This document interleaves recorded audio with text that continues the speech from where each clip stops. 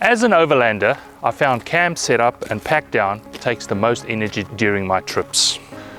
This all changed when I started using rooftop tents, which gave me back hours of time to spend rather exploring. So in this video, I'm gonna share my experience on 2 types of rooftop tents you can buy and how these tents save me time and energy and making camping and overlanding more enjoyable. My name is Marcus Wyatt. Join me as I share my passion for 4-wheel drives and traveling to the remotest parts of New Zealand. If you enjoy these videos, please support me by buying me a coffee on Patreon.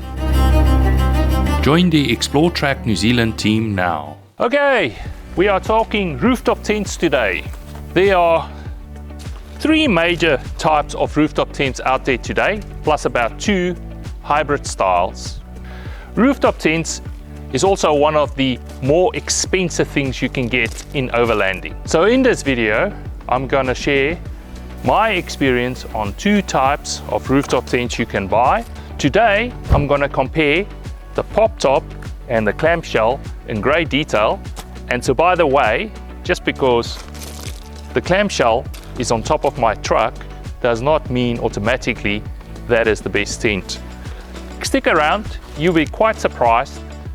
Towards the end, I will give you my findings on which of these 2 tents is better for which environment. We are going to cover the pros and cons of each style of tent in quite a bit of detail. So why don't I include soft top or canvas style tents in this review? Well, firstly, I've never owned one. And secondly, I pretty much early on in my decision when I started looking at rooftop tents, kind of eliminated them as not really suitable for what I'm trying to do. Let's get back to the comparison of the pop top and the clamshell rooftop tents. I'm sure that's what you guys want to hear more about. I bought the James Peru tent from a camper van company that was liquidating their assets in the beginning of the COVID epidemic. At the time, the tent was about 2 to 3 years old, still in really quite good condition, with only a few scuff marks and worn marks, you know, from opening and closing the tent. I think it's a very good indication of the quality of the tent. In general, you know, camper van companies, people don't treat the equipment the best. So it's really, for me, it's a testament of how well this tent's been put together. Some of the pros on this tent. The tent's really fast to set up, anywhere from 30 seconds to a minute and she's up. The tent has a reasonable pack-up time, anywhere I found from about 2 to 4 minutes. In my case, you know, it was high up on the car, so not as easy as normally. In terms of storage, this pop top wins outright. You can have your pillows, blankets, the ladder inside, and she closes up, no worries. In bad weather and very strong winds, the pop top is magic.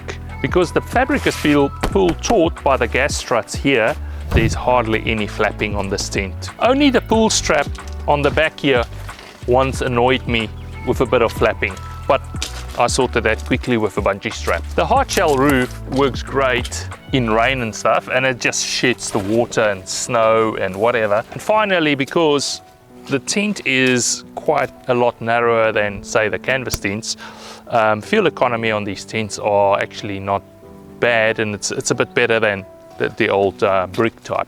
One feature that James Peru has, which is really cool, is this solar fan that you can turn on then inside, and it is fantastic circulating the condensation of your breathing out of the tent, and just helps with keeping, you know, everything dry inside. The only issue I found with the fan is if you sleep with your head on this side underneath the fan, I tend to have, in the mornings, have a bit of a sore throat. But just swap around, sleep with your feet this side, head that side, no problems. Now for a few cons. If you're really tall, say 6'7", you might actually struggle with the vertical height in the roof, in the tent. It's only 1 meter high, so you know, it might be a problem. One of the things I found in the tent is getting dressed in the morning is a bit of a contortion act inside because of the height restriction. One of the problems that people normally find, the hardware for the tent, the leg that keeps it up, is in each corner, and it's on the inside of the fabric. So it's in here. So as it closes and opens, it actually sometimes pinches the fabric, and that can wear holes into the fabric. So that's a common problem. Because you have legs in each corner, they can get wonky. Not so much when they're locked in, but like that, they get quite wonky and has quite a bit of movement. But once you lock them in, they're pretty stable. Typically this tent tends to have a little bit more problems with the opening and closing mechanism, just because they're on the inside of the tent. One of the other cons on this tent is it's very expensive. In New Zealand, they generally tend to retail for about 3,000 New Zealand dollars to 5,500 up. The James Broots use typically is about $5,500. In terms of weight, these tents are quite heavy. They normally around 55 kgs plus. Another thing you need to keep in mind if you're looking at a pop-top tent is the footprint tends to be a little bit larger. So, you know, what you see is what you sleep in. It's not ideal if you've got a short wheelbase vehicle. You know, they tend to, this tent, like on a short wheelbase Jeep, will just hang off the front and hang off the back at the same time. eezi-awn is a South African producer and was the first company to actually produce clamshell tents in the world. The pros on the clamshell tent. The clamshell tent is the fastest setup tent of all of the types of tents. It only takes about 5 to 30 seconds to actually get it open and set up and ready for you to sleep in. There's also not a lot of hardware on this tent that can break, and replacing that hardware is pretty easy. The clamshell tends to be a little bit thinner than the pop top, which gives you slightly better fuel economy over the pop top.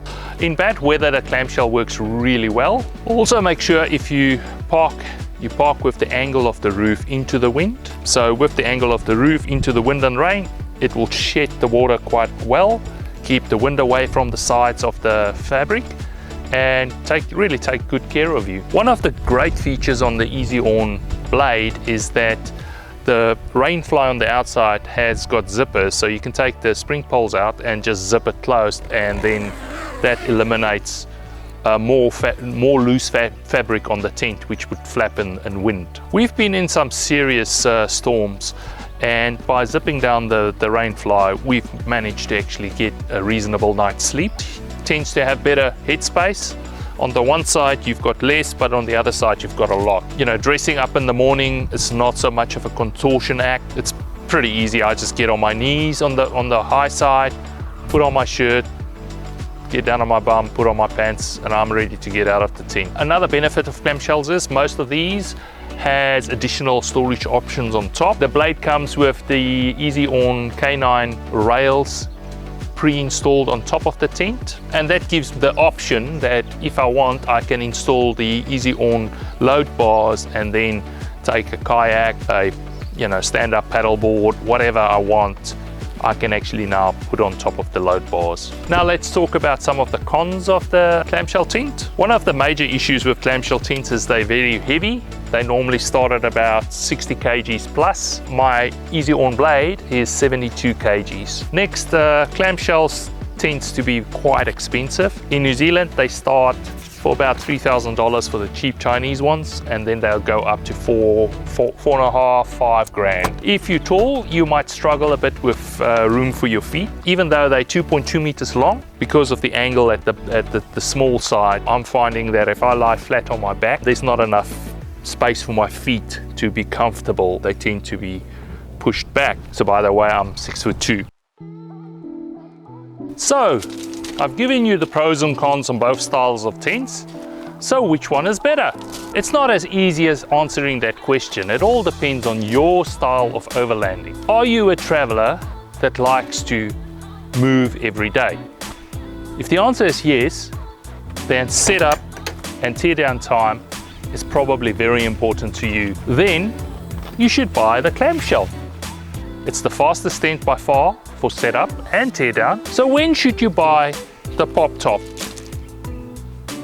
In my opinion, if I had a camping trailer and I was looking for a tent for it, I'd probably go for the pop top. The reason is, if the tent is not too high and you want to close it, the pop top's actually not that hard to close. Also, the pop top is, for me, I feel has more space, and it's definitely the quietest tent in inclement weather. Although the blade has, you know, the rainfly that you can zip down and close, I still feel the James Peru is quieter in bad weather. One of the other things I really like about the James Peru is the fan in the roof. Fantastic for keeping the condensation out. So why did I replace the pop top with the clamshell on my truck? One of the main reasons is because of the height of the tent on top of the roof of the vehicle. Every morning it was quite an exercise to actually close the pop top. First,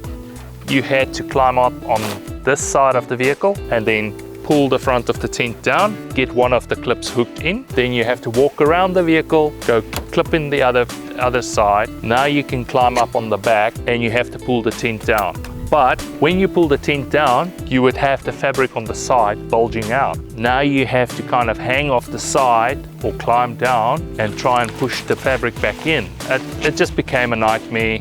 I eventually found ways around it to kind of control the bulging of the fabric on the side, but you know, just because of the height, it just didn't work for me. With the eezi-awn clamshell, pretty much, I climb up on the back, pull the tent halfway down, use my arm, you know, to push the fabric in, then close it down completely, job done. I think that pretty much covers my experience on the two types of rooftop tent. Most of what I want to say about these two tents and the comparison of them. Now next, I would highly suggest the video up here.